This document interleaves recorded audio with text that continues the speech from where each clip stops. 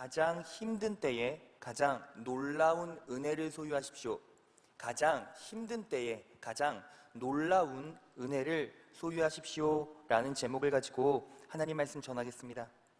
여러분, 우리가 지금 마주하고 있는 이 현실을 정확하게 성경에서는 악한 때라고 말합니다.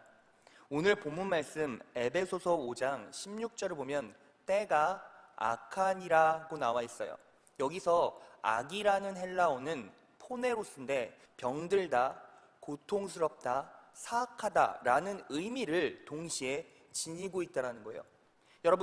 여러분들이 지금 이 시국, 이 상황을 가만히 바라보시고 관찰해 보십시오. 세상이 지금 어떻습니까? 세상은 병들어 있습니다. 그래서 이 상황을 겪고 있는 그리스도인 그리고 세상 사람들은 하나같이 육체적으로 또한 그 마음이 고통스럽다라는 거예요. 그리고 이 일련의 과정들이 해결되는 이 모습들을 살펴보면 사악하기까지 하다라는 거예요.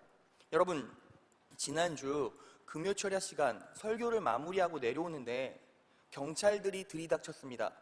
이유는 주민의 신고라는 명분이었어요. 경찰차 세대가 와서 경찰 6명이 문을 두들기고 교회 안으로 진입했습니다. 교회 예배당 전체를 사진을 찍고 사람 숫자를 세고 돌아갔어요. 명부를 확인했습니다. 제가 너무 안타깝고 억장이 무너지는 경험을 했습니다. 이제는 교회 안에도 공권력이 마음대로 들어와서 검사하고 조사하고 검열하는구나. 그러한 일련의 모습을 바라보며 참 마음이 아팠습니다. 그런데 여러분, 제가 여러분들에게 드릴 수 있는 말씀은 원래 교회는 역사를 통해서도 고난받아 왔습니다. 어떤 역사에도 교회가 환영받거나 교회가 칭찬받았던 적은 없습니다. 교회는 언제나 피해 역사를 통해서 복음을 지켜왔고 교회는 어떤 상황에서도 굽히지 않았습니다. 결국 여러분, 예배는 무사히 잘 마무리되었고 우리 교회는 정부의 지침을 따라주었습니다. 여러분, 그럼에도 불구하고 참 안타까운 사실이 있습니다. 코로나 바이러스는 우한으로부터 시작됐는데 그 책임과 그 피해는 전부 교회에 있고 교회가 가해자인 것처럼 포장되고 있습니다. 여러분, 교회는 매년 불우한 독거노인을 위해서 잔치를 베풀고 어려운 청소년들을 위해서 장학금을 지급합니다. 매주 토요일 교회에서는 중직자분들, 우리 장로님들, 안수집사님들이 다 나와서 청소하십니다. 이 코로나 바이러스가 발병했을 때도 그 무거운 소독통을 다 뻘뻘 땀을 흘리면서 짊어지며 주변을 돌아다니며 방역했습니다. 그런데 그러한 교회가 세상을 향한 선한 모습, 빛과 소금의 역할을 감당하는 모습은 전혀 평가되어지지 않습니다. 그런 것들을 우리가 보답이나 칭찬받기 위해서 하는 것은 절대 아닙니다. 예수 그리스도의 사랑과 복음을 드러내기 위해서 하는 것이죠. 그럼에도 불구하고 가장 아쉬운 것은 이제 모든 그리스도인들이 예수를 믿는다라는 것을 내 가슴에, 내 심장에 훈장 삼아 살아갈 수 없고 이 그리스도인이라는 것 자체가 내 삶의 주홍글씨가 돼버렸다는 거예요. 제가 너무 아프고 힘든 부분 중에 하나가 이것입니다. 우리 성도들의 마음은 어떨까? 예배당에 나오고 싶고 찬송하고 싶고 뜨겁게 기도하고 싶음에도 불구하고 그럴 수 없는 성도들의 마음은 어떨까? 그리고 그들은 그들의 삶에서 느껴야 하고 느낄 수밖에 없는 고통을 어떻게 해소하고 해결해 나갈 것인가? 그러한 아픔과 그러한 근심이 앞섰습니다. 하지만 제가 여러분들에게 분명히 말씀드릴 수 있는 것이 있습니다. 교회는 더 힘들고 더 어려울 때마다 하나님께서는 더 큰 은혜로, 능력으로 교회와 성도들을 덮어주셨다는 것입니다.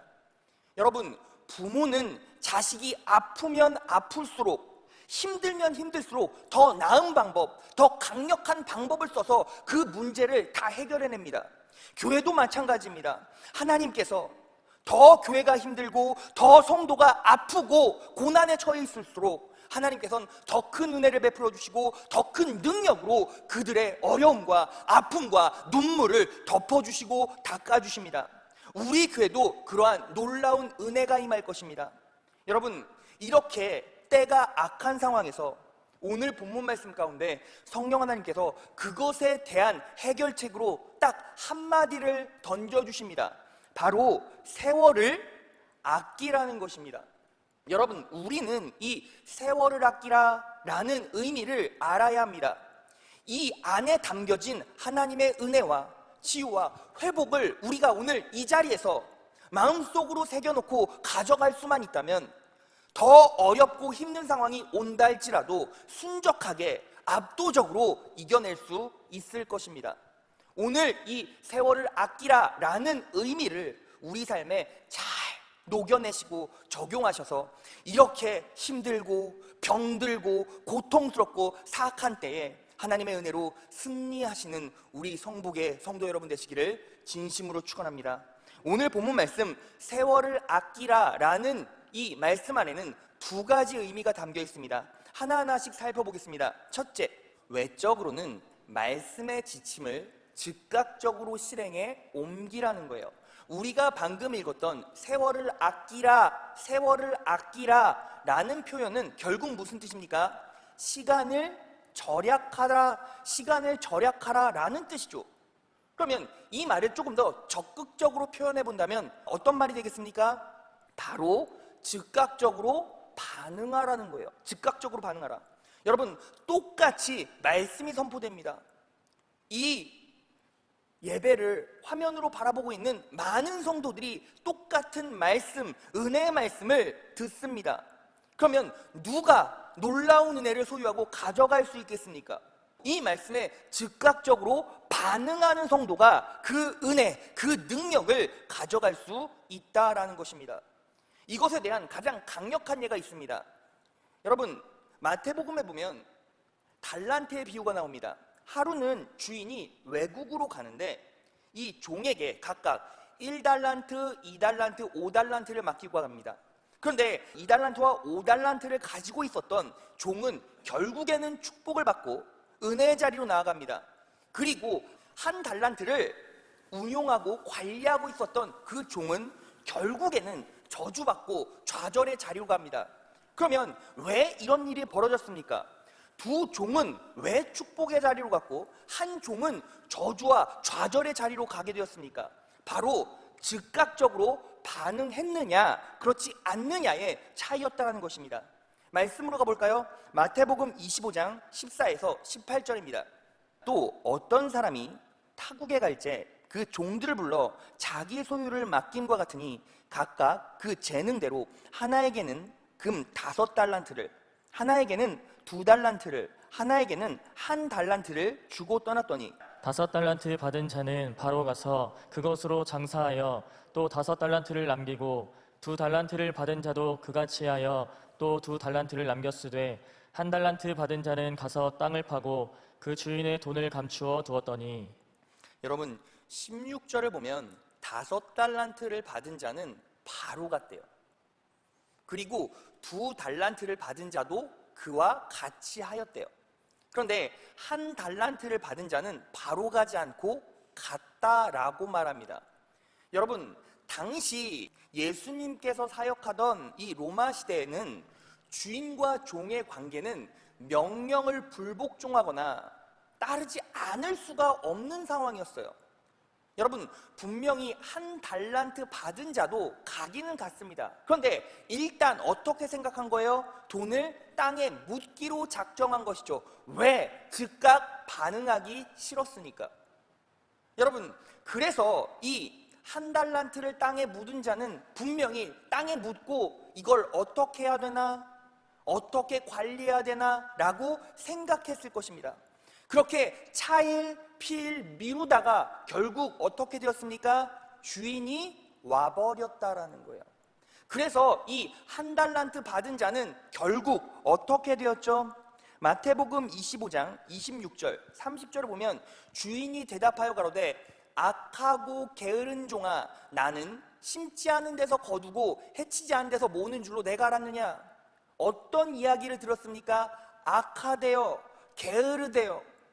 여러분, 이 1달란트 받은 자는 결국 반응하지 않았습니다.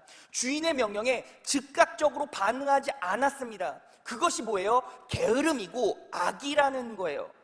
그래서 이 종은 결국 어떻게 되었습니까? 이 무익한 종을 바깥 어두운 데로 내어 쫓으라. 거기서 슬피 울며 이를 갈미 있으리라. 결국 이 종은 어두운 데로 내쫓겼고, 그리고 슬피 울었어요. 후회했다라는 거예요. 그리고 이를 갈았어요. 고통받았다라는 거죠. 아팠을 것입니다. 그런데 반면에 즉각적으로 반응한 종은 어떻게 되었습니까? 마태복음 25장 21절을 보겠습니다. 그 주인이 이르되 잘하였도다 착하고 충성된 종아, 내가 작은 일에 충성하였음에 내가 많은 것으로 내게 맡기리니 내 주인의 즐거움에 참여할지어다 하고 나와 있습니다. 여러분, 여기서 맡겼다는 건 무슨 뜻입니까? 이제 사명이 확장되었다는 거예요. 주인이 종에게 준 경영권이 늘어났다라는 거예요. 사명이 늘어나면 어떤 놀라운 일이 벌어집니까? 주인의 인생 계획에 본인도 자연스럽게 참여할 수 있게 된 것이죠. 주인과 함께 즐거움을 누릴 수 있게 되었습니다. 그리고 마태복음 25장 28절에 이렇게 나와 있습니다. 그에게서 그 한 달란트를 빼앗아 10달란트 가진 자에게 주어라. 여러분, 이 달란트 비유는 주인이 종에게 달란트를 준 것이 아닙니다. 맡겼다라는 것이죠. 그런데 이제 어떤 일이 벌어졌습니까? 한 달란트를 소유하게 되었다는 거예요. 물질적으로도 공급을 받았다는 거예요. 풍요해졌다는 거예요. 여러분, 이것을 통해서 우리가 무엇을 할 수 있습니까? 말씀의 은혜에 즉각적으로 반응하면 우리는 더 큰 사명이 맡겨집니다. 내 삶의 경영과 내 삶의 반경들이 넓어지죠. 그러면서 우리는 무엇을 인식할 수 있습니까? 하나님이 나를 향한 계획, 하나님의 교회를 향한 계획 가운데 우리가 온전히 그 계획 안에 포함돼서 그분의 선하심을 바라볼 수 있다는 거예요. 그분의 인생 계획 가운데 내가 포함됐다는 걸 인식하고 나아갈 수 있다는 거예요. 여러분, 이 시대에 사람들을 한번 가만히 보십시오. 세상 사람들을 바라보십시오. 세상 사람들은 무엇을 위해 살아갑니까? 지금 이 시대, 이 순간에 무엇을 위해 살아갑니까? 살기 위해, 생존을 위해 살아갑니다.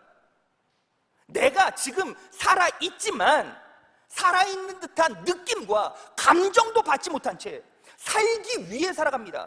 왜? 지금 내가 죽어있다라고 생각하고 내 마음은 이미 무너져 있으니까요.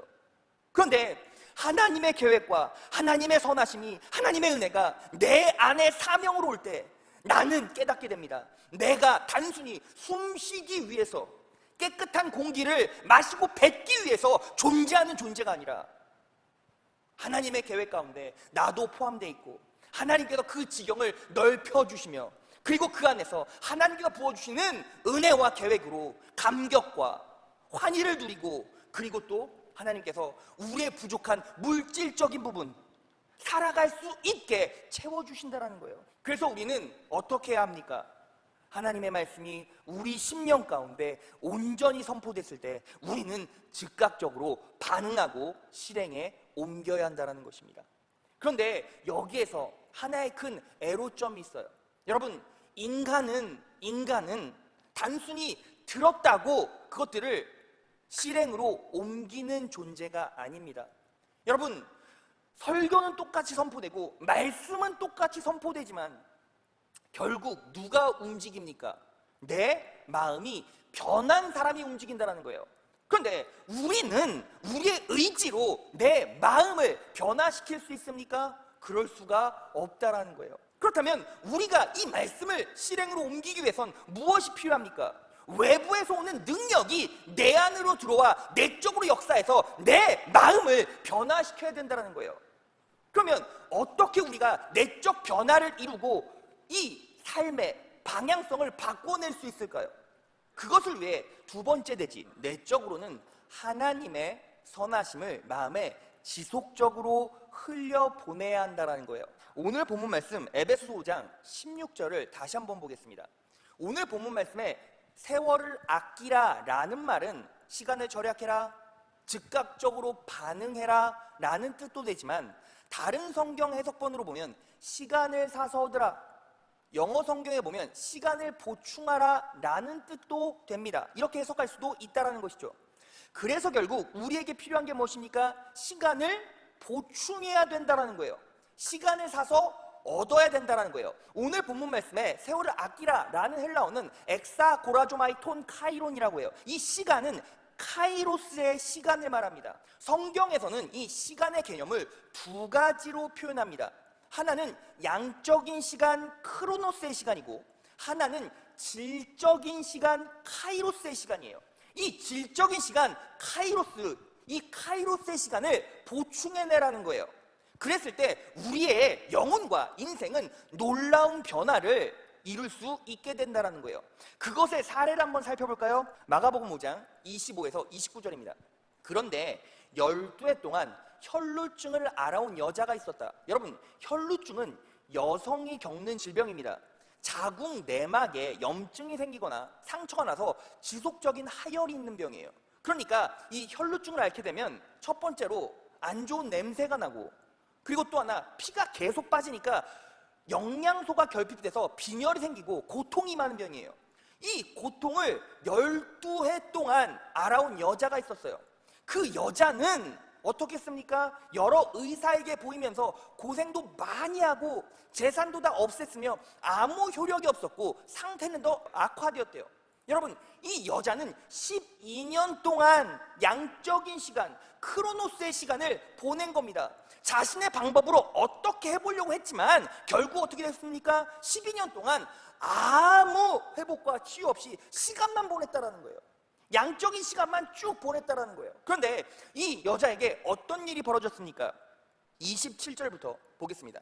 이 여자가 예수의 소문을 듣고서 뒤에서 무리 가운데로 끼어들어와서는 예수의 옷에 손을 대었다. 28절. 그 여자는 내가 그의 옷에 손을 대기만 하여도 나을 터인데 하고 생각하고 있었던 것이다. 여러분, 예수님께서 그 여자에게 나타나셨어요. 그래서 이 여자는 예수님의 옷에 손을 대기만 하여도 나을 터인데 하고 생각했다라는 거예요. 그리고 실제로 옷에 손을 대었습니다. 여러분, 이 여자는 찰나의 시간을 소유해서 인생이 변화되었습니다. 그 찰나의 시간이 어떤 시간이었습니까? 예수님이 내 앞에 구원자로 나타나셨고 내가 그분의 옷에 손만 대기만 하면 분명히 나을 텐데 라고 생각하는 시간이 있었고, 만지는 시간이 있었어요. 그 찰나의 시간, 그 찰나의 시간이 이 여자의 인생을 송두리째 바꾸어내었다는 거예요. 그래서 29절, 그래서 곧 출혈의 근원이 마르니 그 여자는 몸이 나은 것을 느꼈다.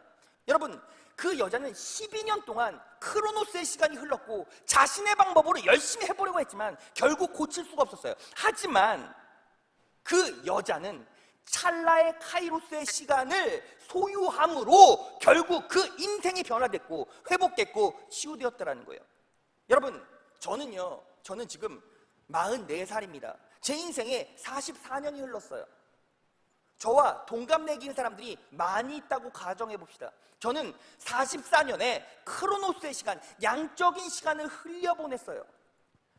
저와 동갑내기라면 많은 사람들은 44년을 똑같이 공평하게 갖고 있었죠. 하지만 그 크로노스의 시간이 인생을 변화시키진 못합니다.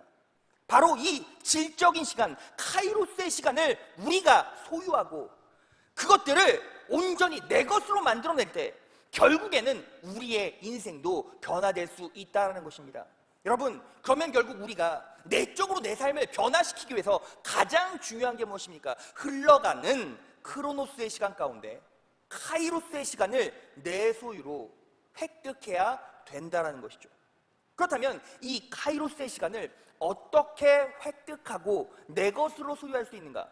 또 달리 표현한다면 도대체 카이로스의 시간의 정체는 무엇이고 어떻게 가져갈 수 있는가를 알아야겠습니다. 에베소서 5장 17에서 18절입니다.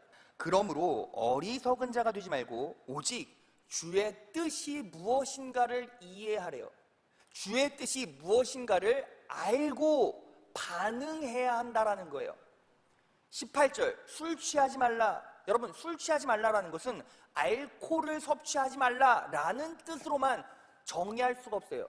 이 말은 내 마음이, 내 의식이, 내 정신이 내 의도와는 상관없이 나를 장악해서 끌고 가는 그 대상으로부터 자유해야 된다는 거예요.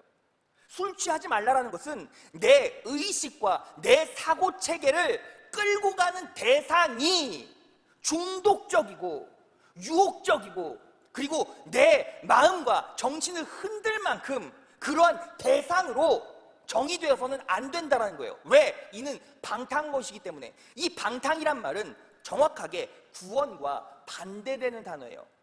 정확하게 방탕이란 말은 답이 없다라는 뜻입니다. 그래서 여러분, 우리는 항상 무엇을 인식해야 합니까? 내가 무엇에 관심을 기울이고 있고 어떤 능력에 끌려가고 있는가를 점검해야 돼요. 그것이 술일 수도 있고, 그것이 가정일 수도 있고, 그것이 이성일 수도 있고, 그것이 자녀일 수도 있어요. 우리의 마음과 생각과 행동의 모든 패턴을 장악해서 잠식해서 끌고 가는 그 모든 것들은 다 뭐가 될 수 있어요? 술이 될 수 있다고요. 그렇기 때문에 우리는 어떻게 합니까? 하나님의 은혜, 성령 충만함으로 성령 하나님의 권세에 끌려가는 인생을 살아가야 한다는 것이죠. 그러기 위해서 가장 중요한 전제 조건이 뭐예요? 주의 뜻이 무엇인가를 이해하고 그 말씀에 온전히 반응해야 된다는 것입니다. 그렇다면 주의 뜻은 무엇입니까? 그리고 이 말씀을 어떻게 우리의 삶에 정확하게 적용해야 할까요?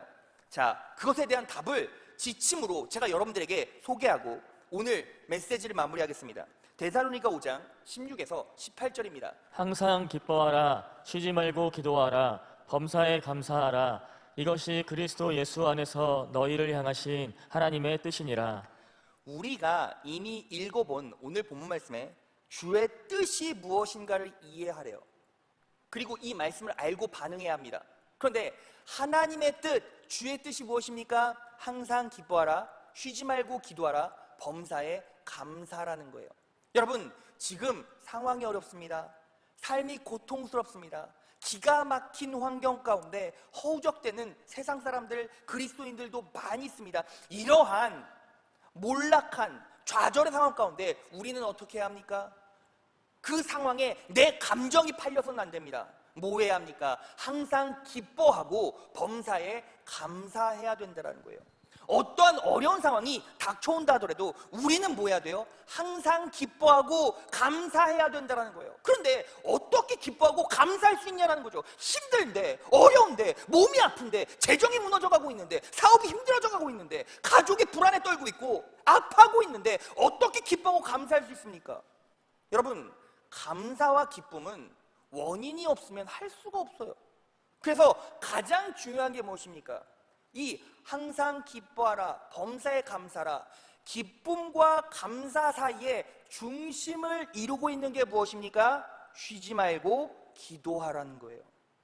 여러분, 그러면 쉬지 말고 기도하라는 것은 어떤 의미를 가지고 있죠? 여러분, 우리가 어떻게 쉬지 않고 기도할 수 있습니까? 직장도 다녀야 되고 가정을 꾸려야 되고 살림도 해야 되고 할 게 너무나 많은데요.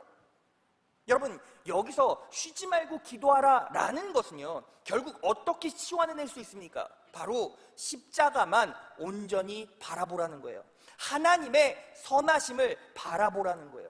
여러분, 예수님께서 우리 인생 가운데 가르쳐 주신 기도가 무엇입니까? 바로 주기도문이에요. 여러분, 이 주기도문을 딱 한마디로 응축하고 압축하면 결국 무엇입니까?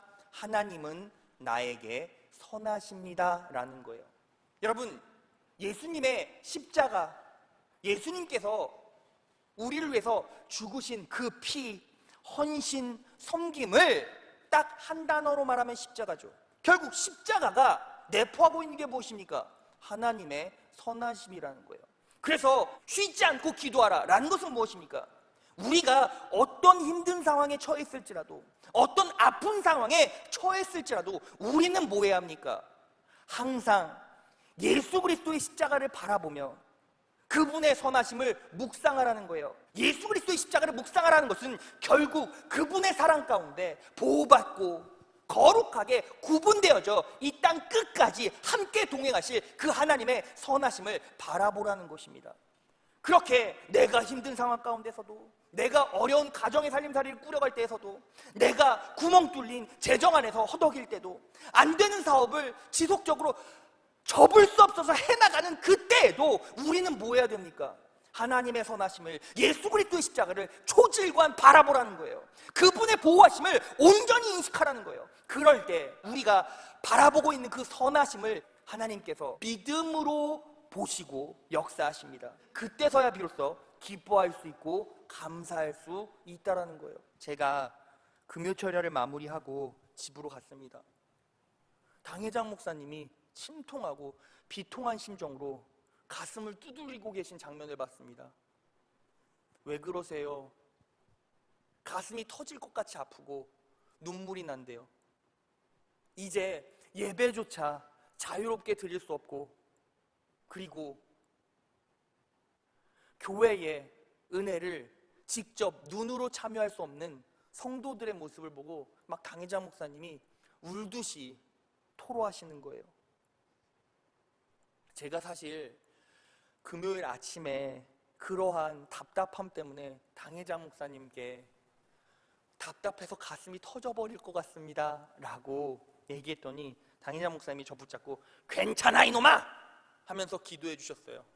그런데 막상 저도 예배 끝나고 오니까 당신도 그러신가 봐요.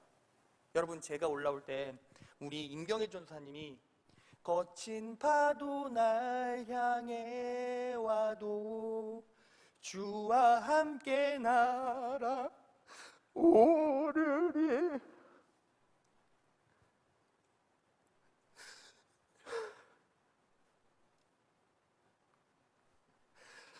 비어버린 하나님의 집을 바라보며 억장이 무너지고 마음이 아프고 너무너무 힘들고 안타깝지만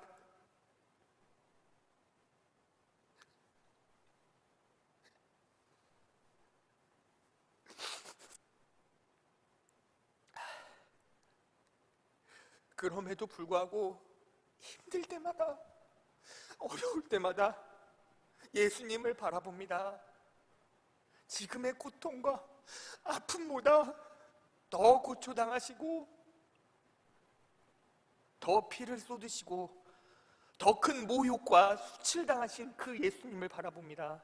그리고 그 예수님을 바라볼 뿐 아니라 우리를 위해 십자가에 못 박혀 돌아가시고 구원의 은혜를 주시고 축복을 더해 주시는 그 예수 그리스도를 바라봅니다. 이미 그분으로 말미암아 거룩해지고 회복이 맺고 구원받은 내 자신을 감사함으로 바라봅니다. 더 힘든 일이 있을지도 모릅니다. 더 사악한 바이러스가 임할지도 모릅니다. 그래도 절대 흔들리지 않습니다.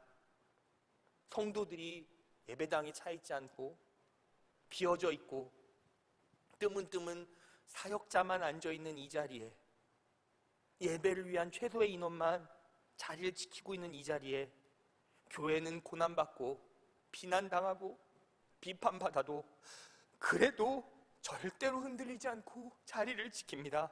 왜? 하나님께서 역사하시고 하나님께서 세우신 자리입니다. 여러분, 화면을 통해 예배를 드리고 계신 여러분, 우리는 예수 그리스도의 십자가를 온전히 바라보며 이 난관을 극복해야 합니다. 그럴 때 하나님께서 어떤 상황에서도 구원하시고 일으켜주시는 그 은혜를 바라보며 우리의 믿음 보시고 역사하실 것입니다. 기도하면 하나님께서 감사함과 기쁨을 주시고, 감사할 수 없는 상황, 기뻐할 수 없는 이 상황에서 감사하고 기뻐하는 성도들에게 하나님께서 은혜 베풀어 주십니다. 그것에 대한 가장 강력한 예가 무엇입니까? 바로 요나예요.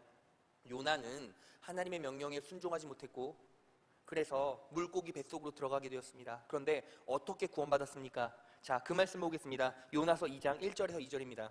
요나가 물고기 뱃속에서 그 하나님 여호와께 기도하여 가로되 내가 받는 고난을 인하여 여호와께 불러 아뢰었사더니 주께서 내게 대답하셨고 내가 스올의 뱃속에서 부르짖었사더니 주께서 나의 음성을 들으셨나이다. 요나가 물고기 뱃속에서 하나님 여호와께 기도했습니다. 그 기도의 고백과 그 기도에서 터져나오는 감정이 9절 10절에 정확하게 나와 있습니다. 9절 10절을 보겠습니다. 나는 감사하는 목소리로 주께 제사를 드리며 나의 서원을 주께 갚겠나이다. 구원은 여호와께로서 말미암나이다 하니라. 여러분, 기도했습니다. 요나는 무엇이 터져 나왔죠? 감사가 터져 나왔습니다. 그리고 요나의 고백이 무엇이었습니까? 구원은 여호와께로서 말미암았나이다. 바로 하나님의 선하심을 초지일관 고백했다라는 거예요. 그때 10절, 여호와께서 그 물고기에게 명하심에 요나를 육지에 토하니라. 결국 요나의 기도, 그리고 그 기도에서 나오는 감사, 그리고 그 고백, 하나님의 선하심을 고백하는 그 요나의 기도의 소리를 들으시고 하나님께서 요나를 물고기를 통해 육지에 토하게 만들었다는 거예요. 구원을 주셨다는 것이죠. 여러분, 또 하나 예를 들어 보겠습니다. 다니엘의 예를 들 수 있어요. 다니엘은 느부갓네살 왕이 금신상에 절하지 않으면 사자굴에 던진다고 했습니다. 그때 다니엘은 어떻게 반응했죠? 다니엘 6장 10절입니다. 다니엘이 이 조서에 어인이 찍힌 것을 알고도 자기 집에 돌아가서는 그 방에 예루살렘으로 향하여 열린 창에서 전에 행하던 대로 하루 3번씩 무릎을 꿇고 기도하며 그 하나님께 감사하였더라. 기도하며 하나님께 감사했다라는 거예요. 기도했을 때 감사할 거리가 분명히 나옵니다.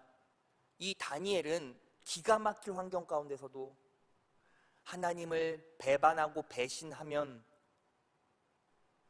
영광과 권세를 누릴 수 있었음에도 불구하고 죽음을 각오하고 기도했습니다. 그랬더니 하나님께서 다니엘의 마음 가운데 감사를 주셨어요. 그리고 하나님께서 어떤 은혜를 베풀어 주십니까? 다니엘서 6장 27에서 28절입니다. 그는 구원도 하시며 건져내기도 하시며 하늘에서든지 땅에서든지 이적과 기사를 행하는 자로서 다니엘을 구원하여 사자 입에서 벗어나게 하셨음이니라 하였더라. 28절, 이 다니엘이 다리오 왕의 시대와 바사 사람 고레스 왕의 시대에 형통하였더라. 여러분, 우리가 무엇을 주목해 봐야 합니까? 다니엘은 다리오 왕의 시대에도 바사 사람 고레스 왕의 시대에도 형통했다라는 거예요. 여러분, 다니엘서를 쭉 보면 결국 다니엘은 왕이 4명 바뀔 때까지 끝까지 총리를 했어요. 하나님께서 형통하게 만드셨다는 거예요. 여러분 보세요. 보통 왕권이 바뀌면, 왕이 바뀌면 그 밑에 총리는 무조건 사라지고 하야하게 돼 있어요. 바뀐다는 거예요. 정권이 바뀌면 내각이 바뀌는 건 너무나 당연한 것 아닙니까? 그런데 다니엘은 어때요? 다니엘은 왕이 4번 바뀔 때까지 총리를 계속했다는 거예요. 이 말은 무슨 뜻입니까? 어떤 상황 가운데서도 그 인생 가운데 더 큰 어려움과 고난과 시련이 있다 할지라도 하나님께서 붙잡아 주시고 형통하게 만들어 주셨다는 거예요. 자, 말씀 정리해 보겠습니다. 여러분, 우리는 내적으로도 외적으로도 가장 힘든 때를 겪고 있습니다. 여러분, 하지만 가장 힘든 때일수록 우리는 가장 큰 은혜를 소유해야 합니다. 하나님께서는 우리를 위해서 십자가에 못 박혀 돌아가셨고 구원의 길, 축복의 길, 능력의 길을 이미 틔워놓으셨습니다. 여러분, 우리는 어떻게 합니까? 내 자아가, 우리 가정이, 우리 사업이, 우리 재정이 더 힘들면 힘들수록 하나님의 은혜에 더 많이 의지하고 그분을 바라봐야 된다는 거예요. 하나님께서는 여러분들이 힘들고 어려울수록, 교회가 힘들고 어려울수록 더 큰 은혜로 덮어주시고 더 많은 은혜로 덮어주시고 더 큰 능력으로 그분의 권세와 영광을 우리의 가정 가운데, 우리의 인생 가운데, 우리의 사업 가운데 보여주실 것입니다. 우리는 어떻게 살아야 합니까? 우리는 어떻게 반응해야 합니까? 말씀을 받았으면 즉각적으로 반응하십시오. 실행에 옮기십시오. 그러면 구체적인 지침이 무엇입니까? 어떤 상황 가운데서도, 어떤 힘든 환경 가운데서도 초지일관 그분의 선하심을 묵상하십시오. 예수 그리스도의 십자가의 구속의 은혜, 그분의 피가 실제적으로 내 영혼과 내 육체에 덮여낼 수 있도록 계속 그분의 십자가를 바라보는 것입니다. 그분의 헌신과 그분의 섬김과 그분의 복종과 그분의 눈물을 바라보십시오. 그리고 그 안에서 그분이 내려주시는 놀라운 보호하심을 묵상하십시오. 그러면 우리 입술 가운데 감사함이, 기쁨이 터져 나올 것입니다. 성도 여러분, 염려하지 말고 낭망하지 마십시오. 하나님께서 여러분들의 인생 가운데 은혜 베풀어 주시고 여러분들의 가정 가운데, 여러분들의 자녀 가운데 더 큰 은혜로 덮어주실 것입니다. 가장 힘든 때에 가장 놀라운 은혜를 소유하십시오. 이 말씀을 붙잡고 끝까지 하나님 의지하고 승리하는 여러분 되시기를 진심으로 축원합니다.